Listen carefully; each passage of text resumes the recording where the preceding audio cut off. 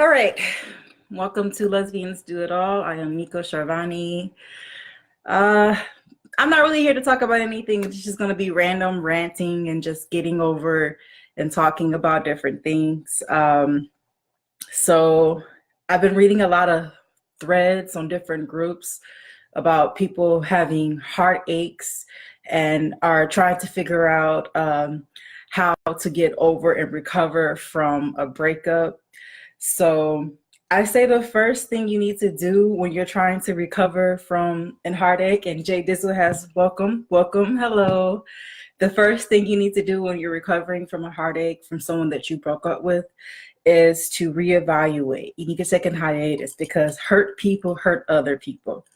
Um, and that and you don't want to be hurting out here hurting people, especially when the dating field is so difficult as it is, and then you're comparing other people to your ex who hurt you.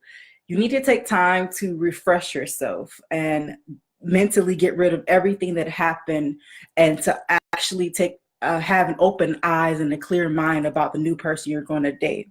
So you need that hiatus. And how do you get over someone? Gosh, that is so hard. I'm still dealing with that. I did fall in love with someone, but that's because I am a very genuine person. But in order for you to get over someone, you have to get to know yourself, fall in love with yourself again. Hello, Wilson Juju. I see you there. I'm just talking about things I've seen on different threads on different groups. And one of the things that came up was getting over a heartache. So I'm talking about that. So I really think that to get over heartache, you have to know yourself. And yes, stages of starting over isn't easy with most folks. It's not, especially when you know you gave your all. You gave your full being, you gave your full yourself to that person. And something happened where they might have taken advantage of you, or they might have found someone else because you might not have fit whatever they were looking for. And that's not your fault. And it's nothing that you can do to change yourself. That's one thing I get upset about when I hear women say that I need to change myself. I need to, reevaluate myself. I need to do this, to make the person love me. If someone doesn't love you, there is nothing that you can do to change yourself to make them love you. You have to take the initiatives to realize that you are worth more and you love yourself more, and you start over. And starting over hurts. I know it hurts. It's difficult, but you got to do it. You have to do it. And once you do it, you start to realize that you might actually fall in love with yourself. You might start wearing different. You might even cut your hair. Like I've cut my hair several times to feel new and just feel rejuvenated. So I definitely believe that getting over a heartache can be difficult, but you don't allow that person to make you put your life on hold and miss out on another opportunity to fall in love with someone. So don't stay in that depression rut. Get out of that rut as soon as possible. Mope around for how long you need, but don't be moping around 6 months down the line talking about, I'm still in love with such and such and dot, dot, dot. No, start over, baby. It's plenty of fish out here who will treat you well. So do it.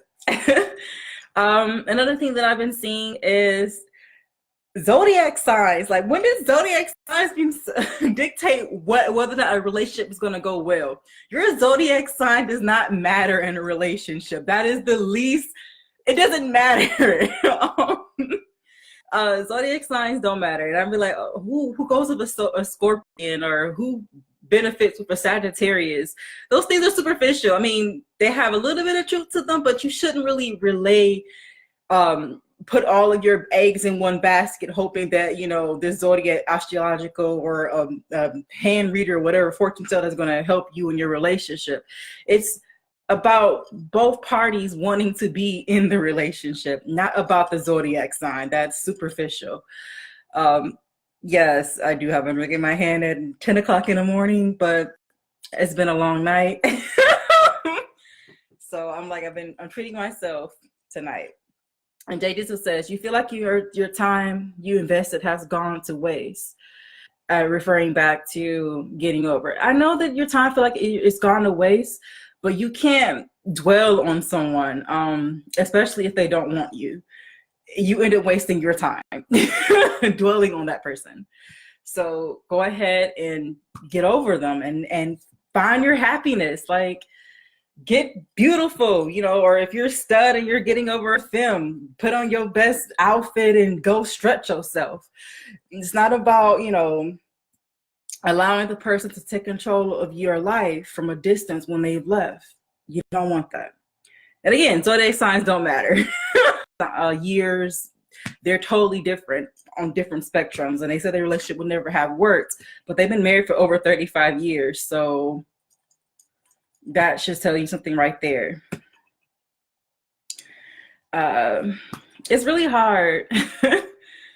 Another thing that I've seen that comes up a lot is postings dealing with singles. I feel like there are so many singles, but then on my personal feed, when I'm dealing with like other lesbian women, I saw someone got married or got engaged, and I'm really excited. It makes me feel hopeful, especially when I saw that one of my we weren't in the same year together in high school, but I think she was a year or two older than me, and I could obviously tell at the time that she was a lesbian, and I was actually kind of awkward and struggling with my sexuality. I had been in love with my best friend who was straight. I think we all had that story where we were in love with our best friend who was straight. And she just recently got married, and they had a beautiful wedding, and she keeps posting pictures of the wedding and then the honeymoon and the person who helped do the wedding. I'm so happy for them, and I really hope their marriage goes well and that everything works out. And it makes me feel hopeful. However, when I do meet that special someone, I realize I don't want a wedding. And I know people are like, why don't you want a wedding? Well, I think it's a waste of resources. Why would you spend $10,000 on a wedding? And that's including the dress and everything, when you can take that $10,000 and get a house or get a car or put it towards something that's going to help the marriage in its coming years versus one day. So me, I have plans when I meet my person, I want to just go to the courthouse, maybe have like a barbecue or something with friends and families, but I'm not going on my way to buy a wedding dress and buy a photographer and locate a venue, and it's superficial to me. I just want to make sure that we have all the things that we need to make the relationship last in its coming years, because those first few years of being married can be hard. And some people don't make it, and not saying it's not impossible, but I'm just saying, I just think save that money, and maybe down the line when we're at our 5 or 10-year anniversary, perhaps like renew our vows and have a wedding. That's something that I'm considering. Plus, I actually just want, I don't know. I want to be in love with someone who wants me for who I am and not for, I don't know, to impress other people, because I feel as though people, they go all out for the wedding to show off to other people instead of realizing that other people don't really determine whether or not your relationship is going to last. That's on you and your spouse. So those things don't matter. And another thing is, I see that people are talking about dealing with finding someone. And I understand, because like I'm in the same situation. I'm single and I'm looking, but I think in the time that you are single, you need to actually enjoy yourself. Enjoy being single, because when you get someone else in your life, it can be stressful, especially when you start sharing lives. Like, nothing works out perfectly. It's going to take some work. And to be honest, if it's going to be a good relationship, it should take work, and it shouldn't be something that can be easy. You should both be willing to work out the relationship and put forth the effort. You can't date yourself, as I like to say. So that's another thing that I see. People talking about how they're lonely and they're looking for someone. Just enjoy yourself. Like, I'm come to realize, like, my Saturdays, I did absolutely nothing. I stayed at home. I had me a bottle of wine. I had bought me some chicken. I had salad. I watch movies that I've been trying to watch on Netflix. I end up playing my PlayStation, and yes, I am a gamer. I like to play Crash Bandicoot and Yakuza on my PS4. I am a nerd. I love anime, so I end up doing things that make me happy, even though they're really not social. So that's bad because when you're looking to date, you need to be social and you need to put yourself out there. But I've come to realize that whenever I went out to a club, like particularly like Powell's Lounge or Phase One or Burkhart's when it was open, but they closed down because their owner was racist and bad management. Or where else was I going to? Oh, the Daiquiri Factory, Tens, like the places that I would frequent. I wouldn't really find anyone who was single. A lot of people would come booed up already or with their significant other. And if they did talk to me, I was like, this is not gonna work out. So yeah, I have really been staying at home. I haven't really been going out and trying to talk to people. I've been mostly taking my time and doing things that I like to do. But I realized that when you want to date someone, you kind of have to make yourself available, which means you need to do things that are unexpected or things that you like to do that involves other people. I was actually supposed to go to church today. Let me check the time. I still could make it to church. I don't know just yet. I kind of like, I don't know, I go to a gay church that's down here, openly gay friendly church that's down here in Atlanta. I just haven't gone in a while. Because like normally I don't have my Sunday to myself. At the time I was always working because I had to be in the salon. Like the weekends were money makers for the salon, but I'm not doing hair anymore. So I haven't actually been able to go to church, but I do have today off. We'll see. I kind of want to stay in, but these are just things I'm randomly seeing on my feed and I'm talking about. Another thing that I see is like adoptions. People thinking about when they start actually they're meeting their significant other and they're down the line, they're married and now they're ready to start a family. Adoptions have been another thing that's come up, and I'm actually excited about that because I would like to adopt in the future. I would like to have one kid biologically, and then eventually I want to adopt another kid. It would be nice if I can do it at the same time so they can both grow up together. But the adoption process takes a lot of time. And I'm super happy that the new job that I'm with, the Fortune 50 company, I'm super excited about that, actually offers benefits and help for people who are looking to adopt in the future. So I'm definitely going to look into those resources when I get the chance, because I did see that on my feed and also at work. So I will be talking about that because I know a lot of us don't want to bring forth children, but rather already take the children who don't have, a family and were abandoned, because not everyone plans to have a kid and things happen unexpectedly. That's why you have to be aware of the choices that you make, because those consequences still happen. Every action has a reaction. So I would like to adopt to give a child the best life they can possibly have, and give them the love that I have within me to make sure that they have everything they need to be ready for this world, because this world can be something else, especially when you're nice and they want you to be cutthroat and competitive, and I'm not a competitive person.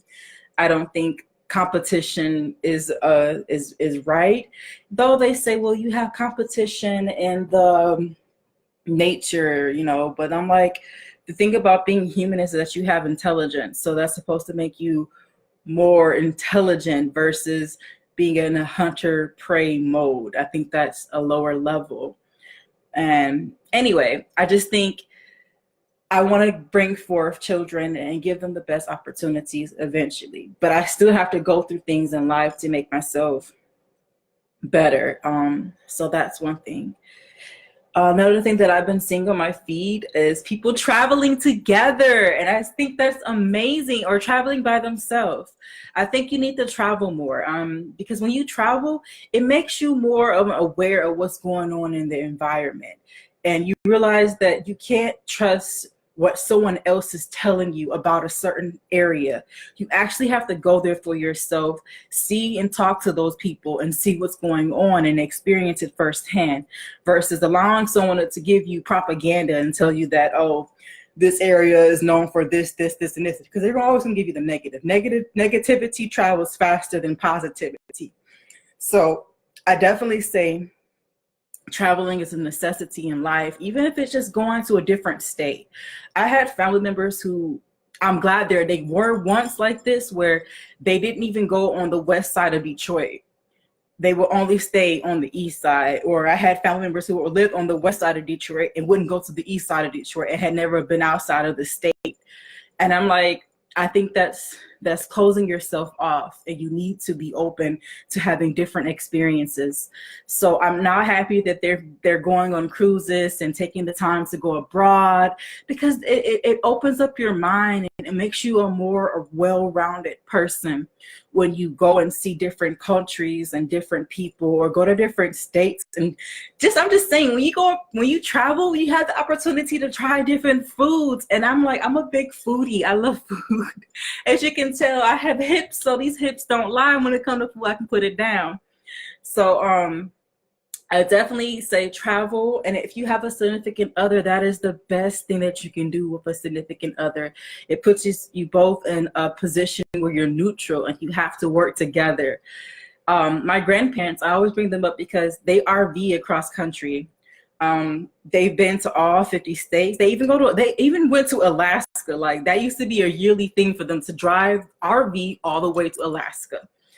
And I thought that was amazing, because I think and my grandmother was old school. Like, she would have a map and actually map out their routes. They didn't have the Google GPS, Google Help Me map. They didn't do that. They actually had a map they got from AAA, and she would route everything out, try to see which campgrounds was available in that route, and have a great time.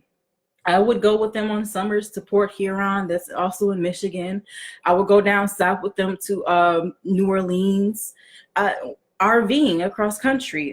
So I know that when I eventually find my significant other, I want to be able to travel with her.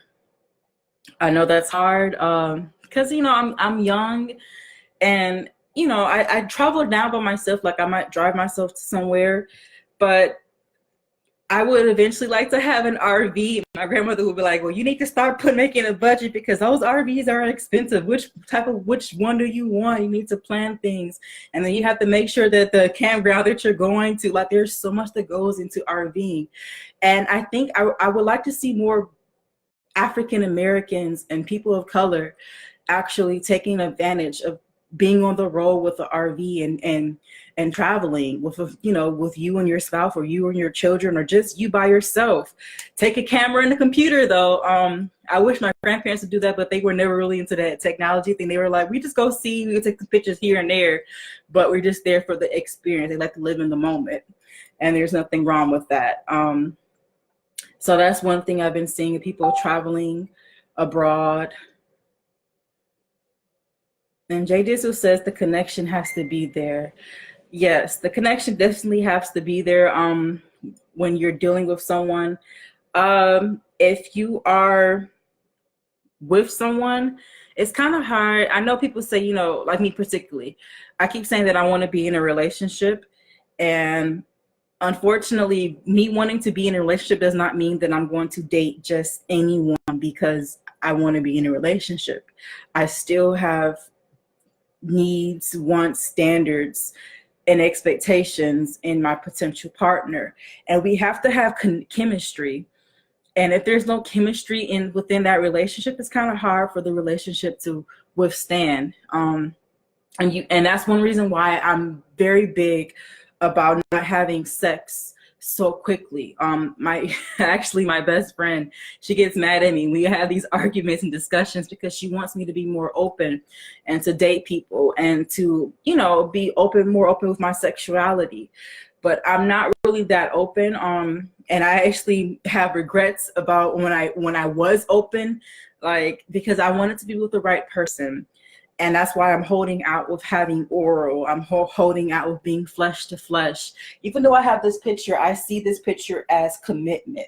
Like, I'm not going to do this with someone until I know I'm ready and I'm in a committed relationship. So these both represent intimacy. That's why I have it over my bed. It's not like a message or a beacon of like, oh, she's out there, oh, she's free spirit. No, these both means commitment. It means intimacy. It means being vulnerable with one another and being ready. So when I think of sex, I don't see it as something of just like, oh, I need to get off, because I have a vibrator, I have toys, I can get myself off, but I want to know that the person, when they touch me and when we are being physically intimate, we're doing something that pleases both of us, and we're looking, you know, we have that connection, that chemistry. So I'm highly romantic if you can't tell. So I'm taking my time with relationships. I'm not really, you know, out there. I want someone to truly love me for who I am. In fact, I have something that I would like to post later on that I wrote someone, because, you know, we all have had people that we dated and we loved, even though the relationship didn't go anywhere or didn't go as far as we would like it to have gone. And last night was kind of rough for me, because I still love someone, but that person's not ready. So if that person's not ready, I'm not going to put my life on hold to wait for them to get themselves ready, because who's to say within that time of me putting my life on hold, someone else comes about and actually is my soulmate, but I'm sitting here like, oh, I don't want to date anyone. And that other person goes on about, and I lose the opportunity. So I'm learning to get out. Like I said, getting out to me does not mean going to clubs. Like, I'm totally over the club thing. I now want to go to like paint nights, or even though I don't like painting, I'm going to be honest, I'm not that artistic. I never could draw. I'm artistic where I do poetry. I love spoken word. I love writing stories. I love literature. I love to read. But those are things that is done in private, and then you do it in public. So I will eventually like to go to Apache Cafe and to other different venues that have poetry, spoken word. And I love plays. I love plays and musicals. Actually, I was kind of upset because I thought the Phantom of the Opera would come down to Atlanta, and it's not. And I'm like, that's like my favorite musical. Like, I know that from heart. I will blast that. And then it's funny when you see someone, you know, when people try to say you're not culturally presenting yourself as that particular culture. Like, my music is so diverse. I listen to rock, I listen to different classical music, I listen to musicals, I listen to country. I love music. And it's funny when you see people expect you to be like, oh, you're Black, so you should only listen to rap or R&B or pop culture and stuff like that, where we're in the industry. And I feel as though that's closed-minded. Music is for everyone, and it's the one thing that actually kills racism, because it touches your heart, the lyrics, the sound, whatever it is, it touches people's hearts of different backgrounds. So I definitely believe that music is key. But anyway, I didn't really want to talk about anything. This is just mostly just checking in, giving an update of what I'm seeing on different Facebook feeds, different groups, and trying to get you guys to be involved. So if you're watching this video when it's not live anymore and you're watching the replay, I would like for you guys to join in, because I will actually read your comments and make the discussion go along. That's how I like to do live films. But if not, I will sit here and talk to myself. But I hope that everyone is having a great Sunday, as this is the day of resting and getting rejuvenated and ready for the next week. I hope that you are taking this time to get that R&R.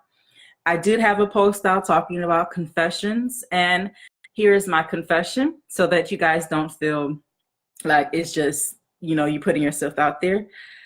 I confess that I have never come with anyone. Like, I have never had sexual gratification with another person.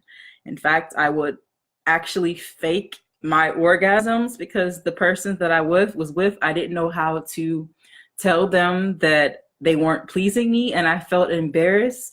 But now that I'm older and I realize that it's something that if you're with a person who really cares about you, that they're going to actually take time to please you and make sure that you are pleased.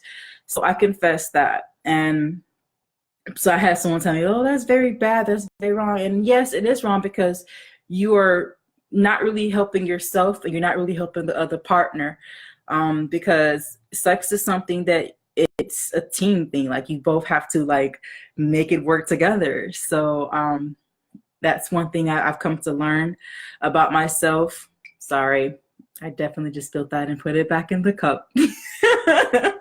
But I just say that's my confession, and I hope that you guys actually utilize the thread and post something about yourself.